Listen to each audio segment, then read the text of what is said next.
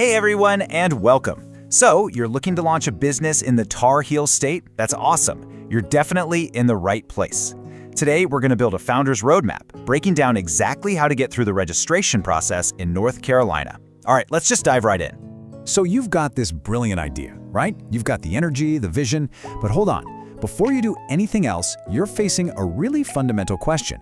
And the very first decision you make, how you structure your business, is going to define everything. Your taxes, your personal liability, even your ability to grow. It's a big one, so we're going to break down exactly how to get it right. This video contains affiliate links. Before we dive into the exact step-by-step strategy to launch your company in the Tar Heel state, let's talk about the foundation. You absolutely cannot build a profitable, protected business in North Carolina without a properly structured business entity. Most people try to launch as a sole proprietor, or they cut corners on their Secretary of State filings. And that's exactly why they leave their personal assets, savings, and property completely exposed to lawsuits and debt. Your business needs to be a legitimate, separate legal entity. That's where Busy comes in. Busy is the absolute best service out there, handling your entire North Carolina LLC formation for just $0 plus state fees. They take care of the heavy lifting for you. Filing your articles of organization with the North Carolina Secretary of State, providing your legally required North Carolina registered agent service, securing your EIN, which you need to open a proper business bank account, and setting up your compliance alerts so you never miss your mandatory annual reports. They give you everything you need to establish that ironclad legal separation between you and your business. This is non-negotiable if you want to protect your wealth and scale safely in North Carolina. I've put a special link in the description below. Use my link to get your North Carolina LLC set up right through Busy today and unlock some exclusive discounts and perks. Get that handled first, and then let's get back to building the business. You can think of this as the first major crossroads on your whole entrepreneurial journey. You've got to choose a path, a legal structure that actually fits what you're trying to do. And believe me, this isn't just about paperwork. It is the legal foundation of everything you're about to build. And that choice, it almost always comes down to this core trade-off. Are you building for simplicity, something that's just easy to maintain, especially right at the beginning?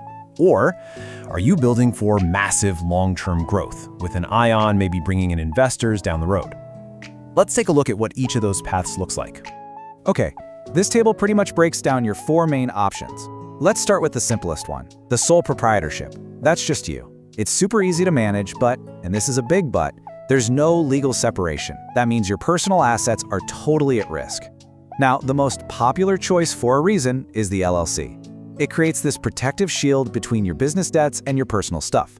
Plus, its profits pass through to your personal tax return, which lets you avoid corporate taxes. Then, for those with bigger ambitions, like raising money from venture capitalists, you've got the C-Corporation. It offers the absolute strongest liability protection, but you have to deal with double taxation. The company pays taxes, and then shareholders pay taxes on their dividends. And finally, you've got the S-Corp, which gives you that corporation-level protection, but with the pass-through tax treatment of an LLC. We'll talk a little more about that one in a sec. And this right here is a super important point that trips a lot of people up. You see, an S-Corp isn't actually a type of company you form. It's a tax status you elect with the IRS. So the key takeaway is this. You pick your legal shield first, that's your LLC or your C-Corp, and then you tell the IRS how you want to be taxed. It's really a two-step decision. Okay, so you've thought about the different structures. Now for the big question, what's this actually going to cost you up front? Let's look at the filing fees you'll be paying directly to the state of North Carolina to make this thing official. You know, the cost to file in North Carolina is surprisingly close. For an LLC, it's $125. For a corporation, it's just $3 more at $128. The message here is pretty clear. Don't let this tiny difference in cost be the deciding factor. Make your choice based on liability, taxes, and your long-term vision.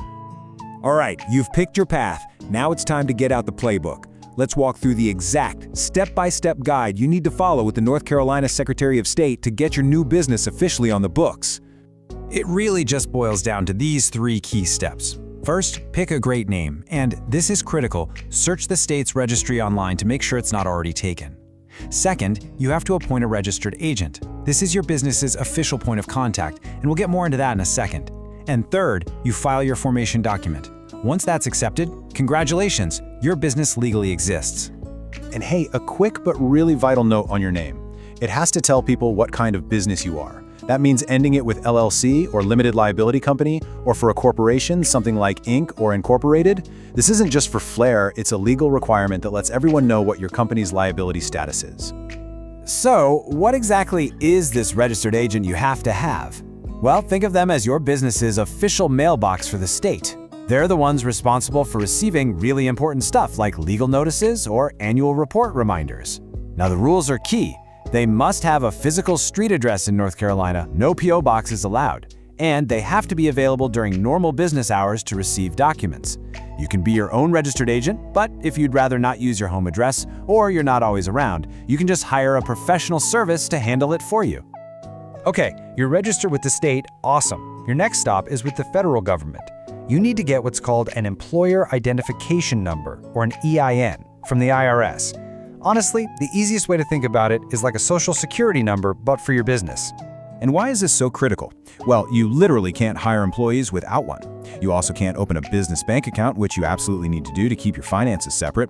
And of course, you'll need it to file your business taxes. So for pretty much any formal business entity, getting an EIN isn't optional at all. It's the key that unlocks pretty much everything you need to do. Now listen up, because this is a huge pro tip for every new founder out there. Getting your EIN is completely 100% free. Do not pay some third-party service to do this for you. You can go straight to the IRS website, fill out a quick online form, and get your number instantly. It's that easy. So you've filed with the state, you've got your EIN from the feds, but the work isn't quite over yet. Now we move into the long haul, staying compliant. This post-launch checklist is absolutely key to keeping your business in good standing year in and year out. And let's kick this off with a number you absolutely have to remember: $200. This is the fee for the North Carolina Annual Report, and it is due every single year.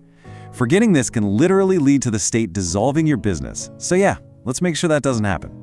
That annual report is just the first thing on your ongoing compliance checklist. You have to file it by April 15th every year. Next, you got to research and get all the necessary licenses and permits. These are going to be specific to your industry and your city or county. Third, and this is non-negotiable, open a separate business bank account. Mixing personal and business funds can destroy that liability shield you worked so hard to create.